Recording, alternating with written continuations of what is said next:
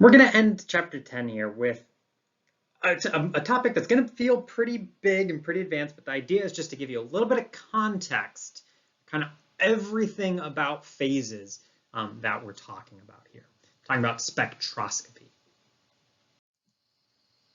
So if you remember from General Chemistry 1, we talked about the idea that energy states in atoms and molecules are quantized. The most common aspect or kind of part of this that you would have learned about is the fact that electrons only exist in particular orbitals around nuclei. So, you have the sort of nucleus that's in the middle of the atom, and then the electrons are moving around out here. That's just a cartoon. This isn't accurate, but they're in these particular orbitals. An electron can move around here, it can move around here, but it can't move around at this distance from the nucleus, right? It has to take these particular states. They are quantized. The states are quantized, means they're countable. The electron could be in 1, 2, 3, 4, right? You can count what all the states are. So the energy states in atoms are quantized. That has some effects on how we observe and how atoms behave and things like that. And so one of the things that you may have seen is the idea of a flame test, that if you excite electrons, if you put a bunch of energy into an atom, the electrons will go to higher energy states, right? There's those particular quantized states. So they'll go from the low one, say it's, it's calm room temperature, all of a sudden they're going up to higher ones, and then they will fall back down. And so the electrons will relax where they go from the high energy state down to a lower energy state. And so doing that transition from high energy to low energy means energy has to leave somehow, right? Energy has to leave the atom, leave the electron. And it leaves as light, and it leaves as visible light. And so in the case of electrons, it leaves as light that has a energy based on the energy difference between these states, right? That energy difference from 4 to 1, whatever the energy difference was, will determine what wavelength of light, what color of light comes out from the atom. And so each atom has its own unique set of electron states, meaning that each atom has its own unique set of colors that come out. So if you put these metal atoms, so the chloride doesn't do anything in the visible. So the lithium will be red, sodium would be an orangish yellow, potassium is very faint purple, strontium gives you this really, really pretty pink color. There's these sorts of characteristic ideas, and those colors reflect the particular energy differences, the differences in energy between the states that the electrons can be in those particular atoms. This idea of particular wavelengths, particular types of light affecting electrons doesn't just correspond to the light coming out, it also corresponds to light going in. So say you have a molecule, so your electrons are down here in the ground state, in that lowest energy state, and you shine white light. White light means the entire rainbow. So you've got the entire rainbow of light hitting your sample, hitting your system. All of these types of light come in, but only particular wavelengths can excite the electrons, right? Because the white light shines in, but then those wavelengths that corresponded to the gaps in energy are the only ones that will be able to interact with the electrons. If you had a wavelength, we're shining all of the wavelengths, right? If you had a wavelength that went from, say, here to here, that couldn't interact with the electron because it would be putting enough energy into the electron so that it'd be in a place where that state can't exist, right? There are only certain states where the electron can exist, so only certain wavelengths will move the electron, do the excitation from this ground state up into those higher energy states. All the other wavelengths just pass on through. That purple just goes right on through. They transmit through the sample totally unaffected. You did not see them. You won't. They're going to totally pass through. You won't be able to. You'll see them come through the other side. So what this means is we can measure light's interaction with matter in two ways. We can excite atoms and see what comes out. And then we only get those particular wavelengths that can excite where the electrons kind of fall down and emit out. Or we can shine white light, where we shine all of the light, all the different colors of light on our material. And then we can measure which ones don't make it out. And you'll note they're perfect negatives of each other, basically because all the light of this wavelength went into the atoms themselves. All of this light went in, all of this light, all these things went into the atoms themselves. And so you can either you can excite an atom using like fire or something like that and see what comes out, or you can shine light and then see what's missing.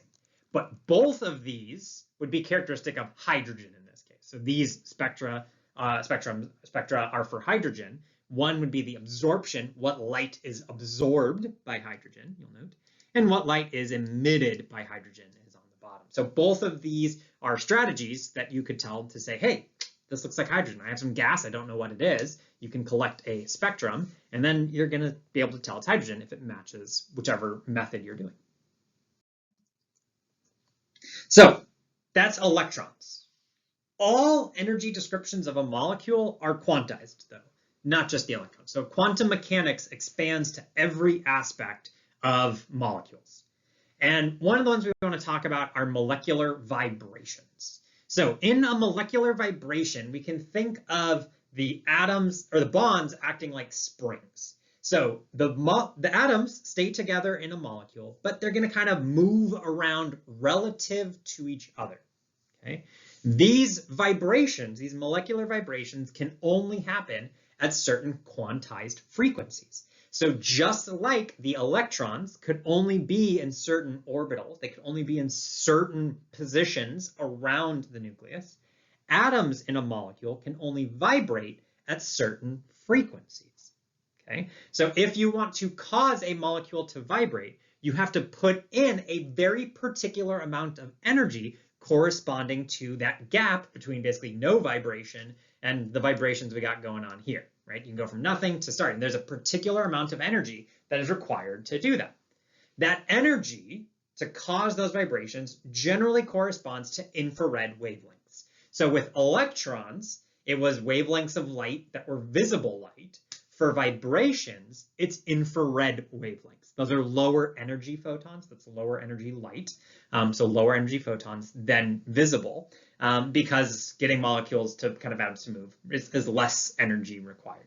So infrared light, when it interacts with molecules, can cause the molecules to start jiggling. And that's actually why you feel infrared light as heat. So we oftentimes think of infrared as like a heat cam, or heat cameras, heat sensors are all measuring infrared light. And that's because it's the light that corresponds to that. It's the light that corresponds to that sort of jiggling. So if you are next to an infrared light source, that infrared light can get into the molecules in your body and make them vibrate, make them jiggle around. They start to move. You feel that as heat. So this is, kind of a practical, you're used, you know this, you have experienced molecular vibrations. So when you have a molecule, so here's the Lewis structure. This is ethanol. Here is the kind of a structure of ethanol that's going to be doing some shaking. So this GIF. So you have all these different bonds in the molecule, and those different bonds are going to have different frequencies that they vibrate at. And so what this is showing is a spectrum, just like we saw with the colors for the visible light. That the idea is basically you shine all of the infrared wavelengths at your molecule, and you see which ones don't make it through. So these wavelengths right here, you can see this would be 100%, if the signal up here, 100% makes it through. So that would mean, those wavelengths, those infrared photons do not interact with the molecule. But these other infrared photons do interact with the molecule. And we can see a lot of them interact with the molecule. And they correspond to either the stretches of the OH or the CH bonds or the CO bonds.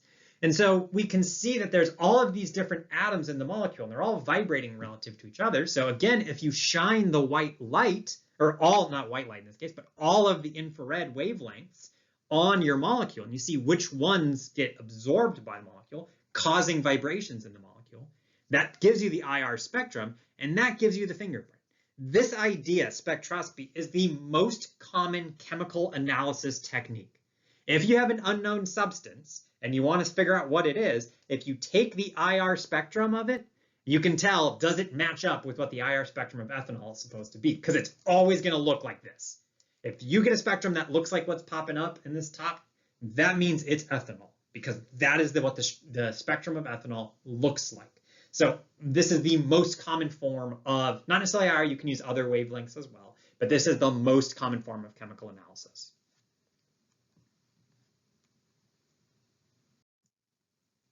So this is the infrared spectrum of water. Water is a pretty small molecule, only 3 atoms, so there's not too many vibrations going on just because they can't really move around. There are 3 types of vibrations that can have, there's 3 vibrations, there's 2 types of them. There are the stretching vibrations. They can either stretch asymmetrically or symmetrically. This is just, you can see it's OH bond length changes. These GIFs are potentially over-exaggerated. Then there's also the bend or scissor mode, where the bond length isn't changing, so the bond length is not changing there. Instead, the angle is all that's changing. And so if you had a sample of water and you took its infrared spectrum, you would see this is the overall kind of spectrum that you get. And in this range of wavelengths, we can see for a wide range of IR wavelengths and infrared energies, it gets absorbed, right? Implying that there's a lot of types of states there. This is a very sharp peak. And if you remember when we were looking at the hydrogen absorption, that visible light stuff, it was really sharp lines because there is one particular energy gap between those electron states. But we're seeing a really wide gap here. This is a really huge range of energies, which means there's a lot of molecules that have these sorts of, this vibrational gap, this vibrational energy has a lot of kind of variability to it. There's a lot of different kind of flavors and a lot of different different situations where these water molecules are in, that they can absorb different energies of infrared light. And so this idea, if we focus in on this part of the infrared spectrum of water, we can see that the OH stretch frequencies strongly depend on the state of the water molecule. So this is all still the OH stretches. So I only have one of them here, the asymmetric one. But we're looking at OH stretches, basically those bonds getting longer or shorter. I do want to note this has swapped. This is an inverted axis. So it's the same idea, but we were previously looking at things going down for signal. Now we're looking at things going up. But someone just inverted it. People have different preferences. But you can see these are all water, with the difference being it's a vapor, which is in red, a liquid, which is in green, and solid ice, which is in blue. And so all of these are shown all on the same graph. And we can see we're getting different appearances, right? This fingerprint is changing, right? This is supposed to be characteristic of water. So what's going on? Well, if we think about it, in gas, we're seeing these really sharp peaks, right? There's not really blobby, right? There's very particular energies that we're seeing these transitions happen at. Some of the kind of roughness of it, the variability, there's some kind of fancier physics going on. But in this case, there really is just, the water molecules are all in very particular situations, right? There is a lot of very few possible frequencies of the vibration, which means a lot of the molecules are really looking the same, right? There's not that many different varieties of molecules, and it's because they're not interacting with other molecules. It's a gas phase, so they're all by themselves. In the liquid, we have this really big rounded peak. That big rounded peak, there's a huge range of frequencies of the vibrations, right? If you remember this idea of the energy of the infrared wavelength is going to correspond to the frequency of the vibration that it's causing. And so there's a bunch of different frequencies of vibrations of OH bonds because there's a lot of intermolecular environments that those molecules are in, right? They're jammed up with a bunch of other molecules. They're forming hydrogen bonds with other molecules. There's a bunch of different types of hydrogen bonds, a bunch of different types of interactions. They're all just kind of jammed together in there. And similarly, ice has a big, large peak. It's not sharp like the gas phase was, but it's much more defined than the liquid. So there's, some variability because the water molecules are interacting with other water molecules. There is, intermolecular interactions. There are hydrogen bonds, but it's a smaller range. It's a much more narrow peak up here. And there's kind of some structure. You can kind of see there's like this kind of water molecule, and then there's this kind of water molecule. And there's a range, there's kind of two kind of hills that are overlapping together. And so this really is reflecting what we've talked about for this molecular description of our phases. In liquids, these molecules move around and they interact with other molecules. Forming hydrogen bonds is going to affect the frequency of that vibration, right? If the OH bond is stretching, you know, what is it stretching into? What is that hydrogen interacting with? Is it forming an interaction with another molecule? Is it forming what's that there? Does that make the OH bond harder to vibrate or easier to vibrate? Does it make it vibrate with a higher frequency or a lower frequency, right? The idea is that intermolecular environment affects what's going on. And so in this GIF over here, it's just a model of freezing liquid water. And so you can see initially the water molecules are just impossible to follow, right? They're just moving around randomly.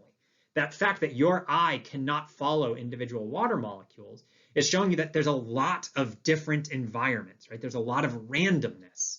And that's why you get that big blob in the IR spectrum. When it starts to form a solid, you get those hexagonal shapes. Yes, they're forming hydrogen bonds, and they're all still moving around. This is anything from rigid, right? They are moving around plenty, but they're much more rigid than the liquid. It's much more consistent, right? Each water has a consistent kind of bonding partners or hydrogen bonding partners that it's kind of lined up with.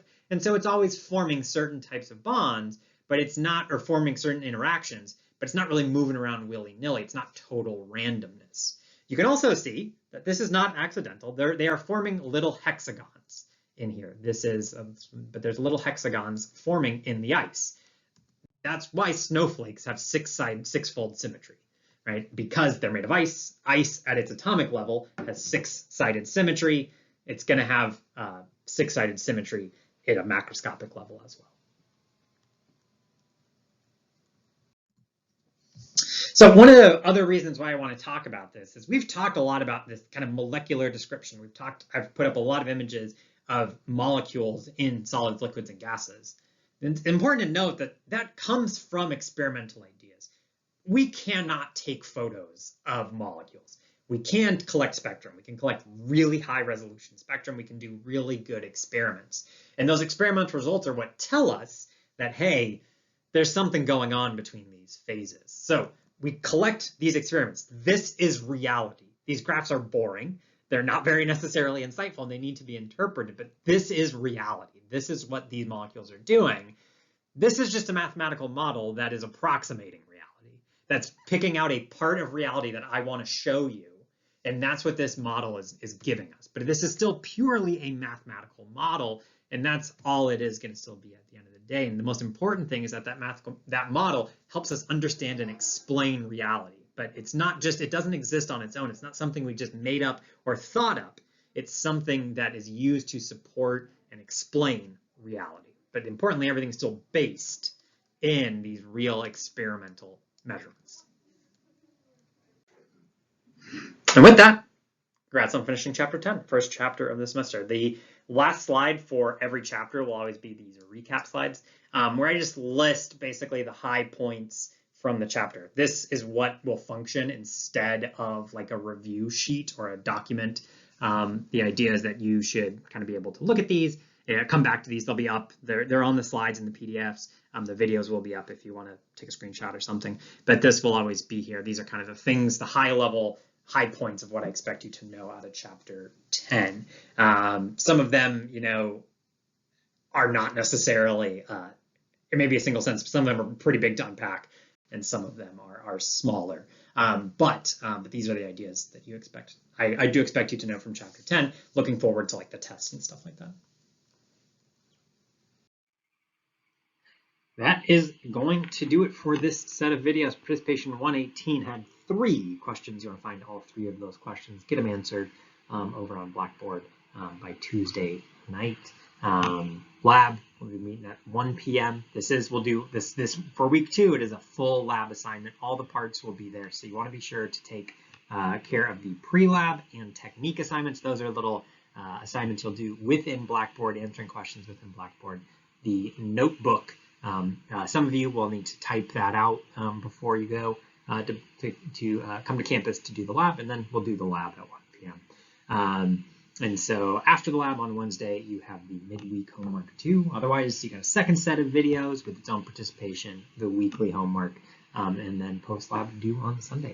If you have any questions about any of the content in these videos or anything about how to do any of this stuff, please don't hesitate to reach out. I am more than happy to help.